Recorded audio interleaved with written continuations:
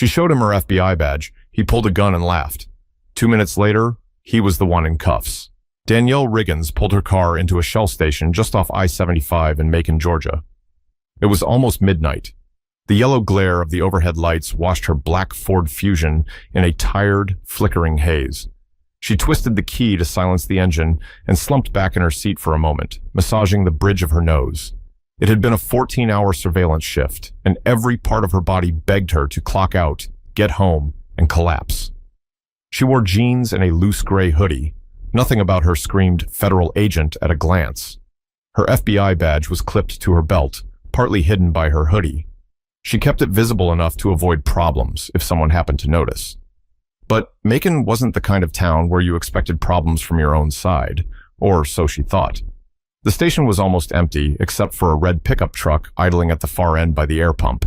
Danielle didn't pay it any mind.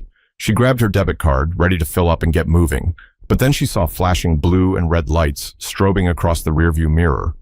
She frowned. No sirens, just lights. A patrol car rolled in slow and heavy behind her, crunching over loose gravel. She didn't recognize the department. Definitely local, though. Not federal, not state. She reached instinctively for her badge to make sure it was more visible. The driver's door of the patrol car swung open, and a tall man in a dark uniform stepped out. He was thick around the shoulders, pale, probably in his mid-30s. His name patch read Lasker. His hand hovered near his holster as he approached her. Danielle rolled down her window halfway, already flashing her badge with 2 fingers. "Evening, officer," she said, trying to sound calm but firm. "I'm Special Agent Danielle Riggins with the FBI.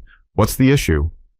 Lasker's eyes flicked to the badge. He smirked like he'd heard a joke he didn't like. "Got a call about a suspicious woman sitting in a car," he said, voice sharp, already tilting toward hostile. "Mind stepping out of the vehicle for me?" Danielle blinked. Suspicious woman? Sitting in a car? In a public gas station? "Sir, with respect, I'm an agent in the middle of an assignment. I can provide full ID if needed. There's no cause for a stop," she said, keeping her hands in clear view, but Lasker didn't back off. His hand slid fully onto his holster now. "You heard me," he barked. "Step out. Now." Danielle's heart kicked against her ribs. Her mind snapped to headlines she'd seen 100 times. Traffic stops gone wrong, innocent people not making it home. She kept her voice measured. "I'm complying. I just need you to acknowledge who I am before we go any further." Lasker's smirk widened into something nastier. He unholstered his gun, pointing it straight at her windshield. People started noticing. A teenage boy getting Gatorade at the pump froze. A woman leaning against her own car pulled out her phone. Danielle lifted her hands higher, voice still low. "I'm a federal agent. I am armed, and my weapon is holstered. I am no threat." But Officer Lasker didn't budge. In fact, he cocked the gun a little tighter, finger hovering way too close to the trigger. "I don't care who you say you are," he snapped. "Step out, or I'll drag you out." Danielle's fingers tingled with panic she refused to show. This wasn't just a misunderstanding. This was a man itching to escalate. But she knew backing down now wouldn't save her, and it sure as hell wouldn't stop what was already in motion. Danielle Riggins had seen situations spiral before. She had spent 8 years in the Bureau, 6 of them undercover in some of the roughest corners of Florida and Alabama. She knew fear. She knew danger. But what clawed at her gut now wasn't fear of the streets. It was fear of someone who was supposed to be on her side. She kept her hands visible, palms out against the window. Lasker edged closer, gun raised, eyes darting around like he was waiting for a reason to fire. In those seconds, Danielle's mind flipped back through everything that had brought her here. Growing up in Little Rock, Arkansas, she'd watched her father, a quiet, proud Army veteran, get stopped in his own neighborhood more times than she could count. No weapon, no crime, just suspicion. Her mother used to keep a wallet full of laminated ID cards ready for him, just to make those moments end faster. Danielle had sworn she would be different. She wouldn't just carry a badge. She would make the badge mean something. But here she was. A black woman in jeans and a hoodie sitting in a car, and suddenly none of it mattered. From the corner of her eye, Danielle saw more people stopping to watch. Someone was filming now. She wanted to shout to them, "Keep recording, don't stop." But she couldn't move without risking Lasker pulling that trigger. "Officer," she said again, slower, firmer, "I am Special Agent Riggins, FBI. My identification is on my left hip. My firearm is secured. I am reaching for nothing." Lasker scoffed, like the title Special Agent meant less than nothing to him. His stance widened, his free hand yanked at the door handle. "Out!" he barked. "Now." Danielle didn't move. Instead, she made a decision. She was trained for this. She had walked drug dens armed with nothing but a wire and her wits. She could handle one angry cop. "Sir, I am required by federal protocol to announce my identity and role before following a non-consensual command.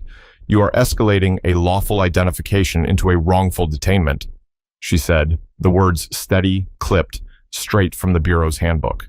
Lasker leaned down, peering into the car. His lips curled.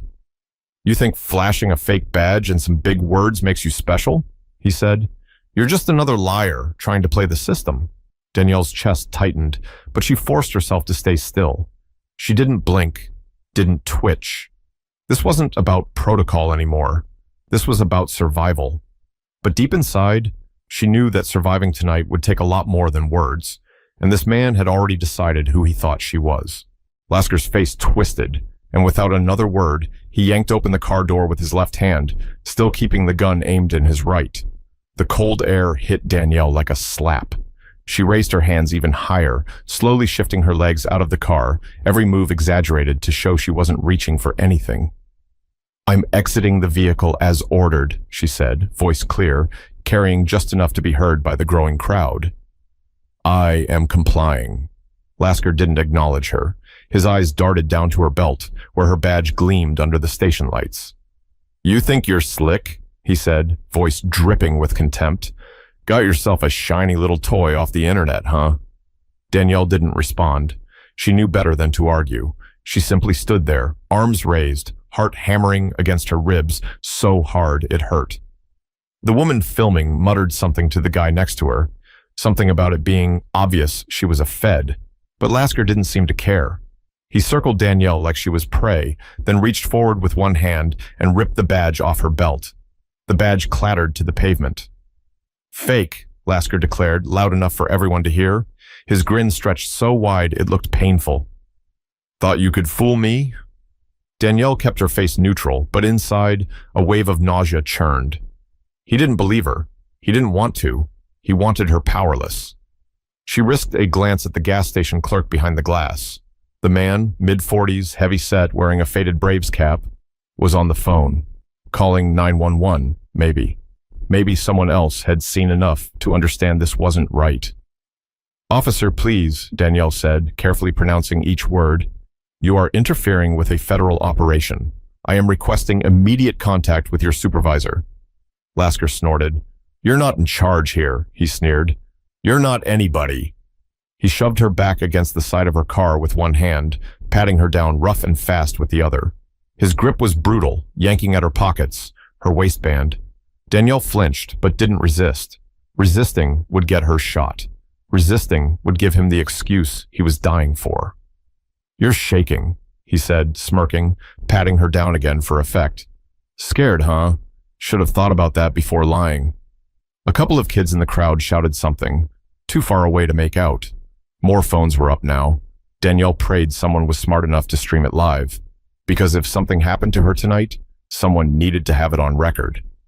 "I'm not resisting," Danielle said again, voice hoarse but steady. Lasker only laughed. "Oh, you will be." The words hung heavy in the night air, but, unknown to Officer Lasker, his 2 minutes of power were almost up, and help was already speeding down the road toward them. Officer Lasker tossed Danielle's FBI badge onto the roof of her car like it was a piece of trash. "You really think you're fooling anybody with that dollar store crap?" he said, practically laughing now, voice loud and mean. "You people are all the same." Danielle froze at those last words. "You people." It wasn't about suspicion. It wasn't about safety. It never had been. It was about what he saw when he looked at her, and what he refused to believe she could be. The crowd grew bolder now, sensing the wrongness of it all. A woman yelled out, "She's an agent! Man, we can see the badge!" A few others murmured in agreement, their phones capturing every ugly second. But Lasker didn't seem to hear them, or maybe he didn't care. He pushed Danielle harder against the car, twisting one of her arms behind her back roughly. You're lucky I don't haul you in right now for impersonating an officer, he growled in her ear. Danielle stayed silent. She knew if she said anything else, he'd find a reason to fear for his safety, and then the story would end in blood. Turn around, he barked, shoving her so hard her forehead almost hit the car mirror. Danielle's legs buckled slightly, but she caught herself. From across the parking lot, there was a sudden screech of tires. A black SUV, government plates, tore into the lot, lights flashing low. 2 men and a woman in suits jumped out before it even stopped moving. One of them, a tall black man with a tight fade and a serious scowl, moved fast, flashing his badge high. Federal agents, he shouted. Drop your weapon! Step away from her now! Lasker turned, blinking like he couldn't process what he was seeing. What the hell? I said, drop it, the agent barked again, already pulling his own sidearm, but keeping it low, steady, professional. A second SUV pulled up behind the first one. More agents spilled out. The bystanders gasped, pulling back but keeping their cameras rolling.